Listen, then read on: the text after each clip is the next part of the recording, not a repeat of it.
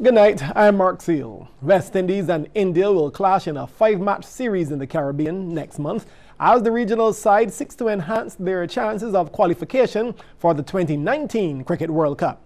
The tour, which was confirmed by the Indian Cricket Board today, will run from June 23rd to July 6th, with the lone 2020 international scheduled for July 9th. West Indies are currently ranked 9th in ODIs and are in danger of missing out on automatic qualification for the World Cup. The Caribbean side will open the tour against India with 2 ODIs at Queen's Park Oval in Port of Spain on June 23rd and 25th, before heading to the Vivian Richards Cricket Stadium in St. John's for the 3rd and 4th matches on June 30th and July 2nd.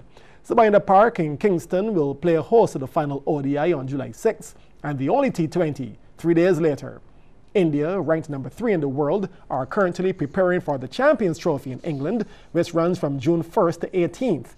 West Indies will be missing from that tournament for the first time since its inception, after they were ranked outside of the top 8 in the world at the cutoff date of qualification.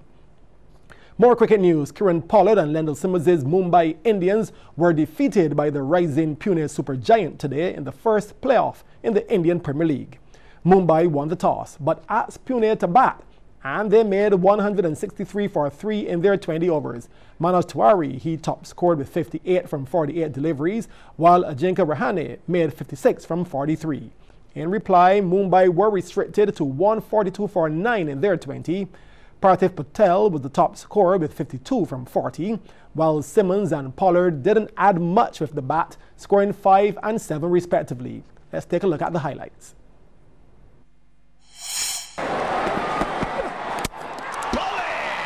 Straight through. Oh, that's gone straight up in the air. And gone.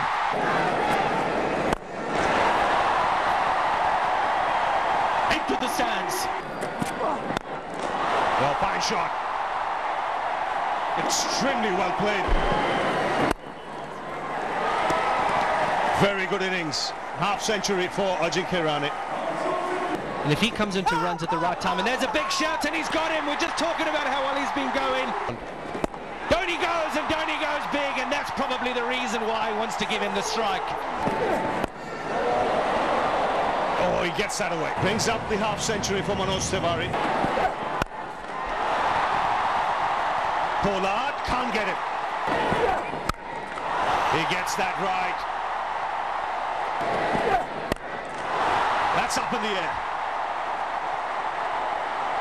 And that's 6. Oh, what a shot. What a shot that is. 3 balls to go. Up in the air, into the crowd. Another MS special. Right in the block hole. Good finish from Bubra. They just put a man back there, but he can only what? He's hit it well enough, all right. Shot. Strike. Oh, finger on that. Rohit Sharma on strike. Oh, yes, yes. Inside edge. Chance. Create some momentum. Are you kidding me? Oh, that's a clean strike. Up in the air. Taking it long on. Well, height and This is falling. They might tip it. That goes up in the air. Dhoni's underneath it. He's not going to drop that. That should go the distance. Sliced away, taken it short third. Malinga finishes off with a 6. But it's all over. It's a win for the rising Pune supergiant. Well, that victory for Supergiant will mean that they will go straight to the final next Sunday, while Mumbai will take on the winner of tomorrow's playoff game between defending champions Sunrisers Hyderabad and Sunil Narayan's Kolkata Knight Riders.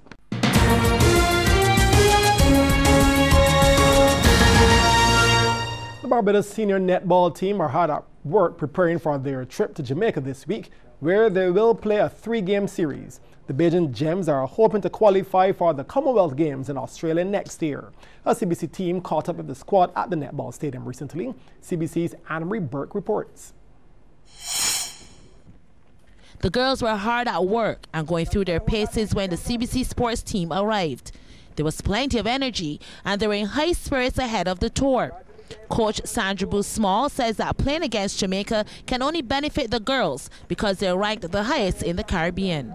Jamaica is the highest rank of all the teams in the Caribbean. It's a very strong team, and if we want to up our ranking, we have to play against competition that is better than us, that is ranked higher than we are.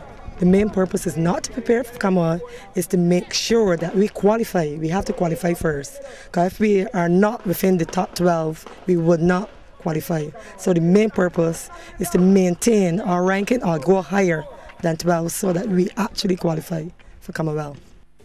Bruce Small also says that once they've qualified for the Commonwealth Games, the girls will need to go even harder to compete with the stronger nations. If we do, in fact, qualify, well, we have to up our ante.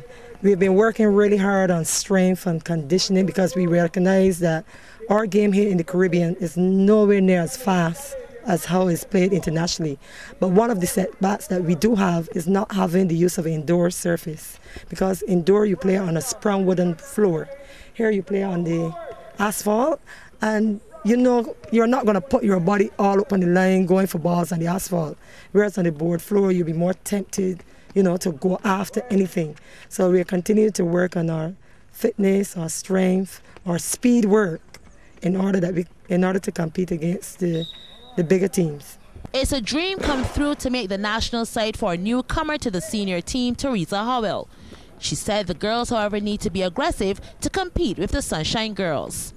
Generally, when you come out against the Sunshine Girls, you really tend to think that you're going to come out against your strongest opponent within the Caribbean. But I think the girls have the ability to do well. So we really want to put whatever we've been putting into practice, into play, into the game.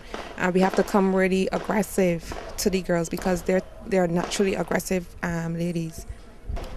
We just need to remain focused. We need to play safe passes. We need to control our center passes especially. And when we have the opportunity to convert their mistakes, we need to convert it into goals. Anne-Marie Burke, CBC Sports. On now to football, St. Paul's enjoyed a comfortable victory over Belmont in the Reggie Haynes zone of the 2017 Bico Primary Schools football competition played at Blenheim today. CBC's Damien Best reports. St. Paul's Primary in blue taking on Belmont Primary, 10th minute. Kobe Burgess anxious to put St. Paul's in front, but he's denied by the keeper Mario Ford, solid as a rock. Belmont responding minutes later, beating keeper Deontay Chapman, but the celebrations were cut short because it was ruled offside by the linesman. With both keepers making it very difficult to get a goal, it would take something spectacular to break the deadlock, and Abraham Rochford had all the answers. A brilliant back flick to put St. Paul's 1-0 up at half-time.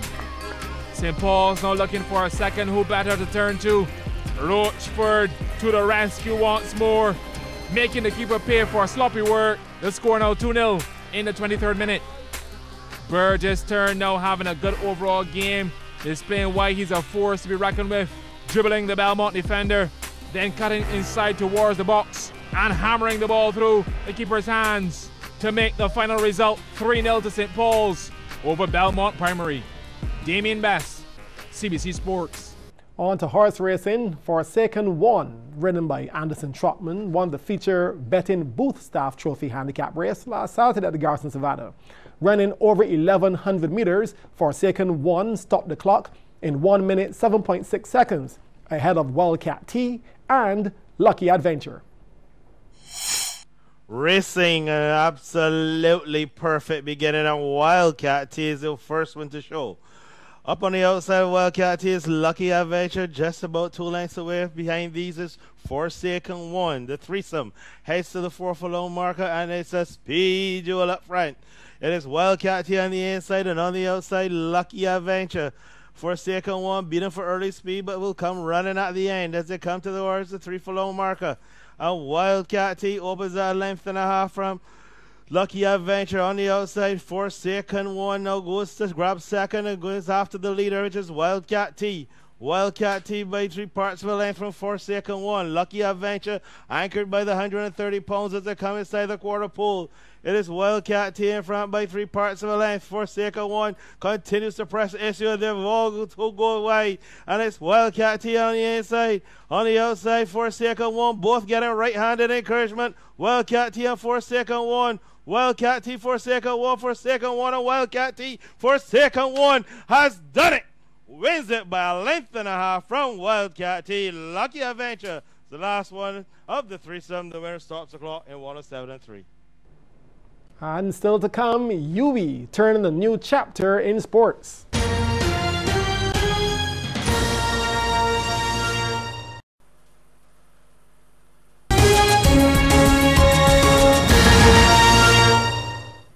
Approval has been granted for the establishment of a Faculty of Sports at the UWI Cayfield campus.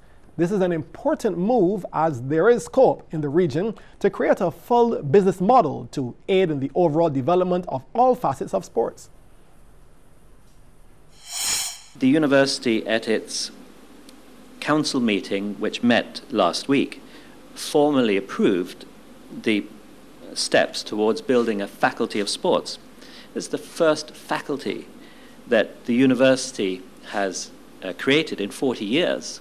And I think it's a faculty that can really thrive, because in the Caribbean, we tend to focus on the athletic excellence, but we don't really have the same level of support and development of the industry that stands behind sporting excellence. And a lot of the abilities that our athletes show, the sponsorship, the infrastructure, it really is outsourced. Sport development goes way beyond the field of play, and there will be a number of sport-related areas of study available to the students. We want to build the whole infrastructure and make it ours in the Caribbean.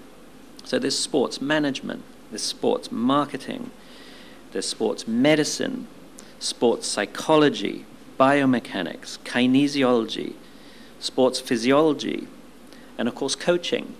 And all of these aspects will be folded into the new Faculty of Sports, so that in the Caribbean we can not only produce great athletes, but we can also develop the whole infrastructure and the industry, and this is a multi-billion-pound industry across the world, and be a part of that. Here's what's happening in sports tomorrow, Wednesday. The Bico Primary School football competition continues at 5 venues, starting at 9:30 and again at 10:30. At the same time, the Pine Hill Dairy Primary School netball will also be in full swing at 2 venues. Now with the netball, 8 games are on in the Angela Gibbs and the Shepherd Zone at Bridgefield. Then over at the James Bryan Complex, there are also 8 games slated in the Pamela Proverb Zone. Matches start at 9:30 at both venues. 26 matchups on 2 courts will kickstart the 2017 BCQS International Masters Squash Championships at the Marine Gardens in Christchurch. Then later in the evening, the BNA League season continues with 6 matches. The feature, however, will be in Division 1 at 7 p.m. when CO William Rangers will oppose Signia UWI Blackbirds A team. This will happen on court number 2. That's Sports Night for Tuesday. Join us again tomorrow for more sports. I am Mark Seal. Do have a good night.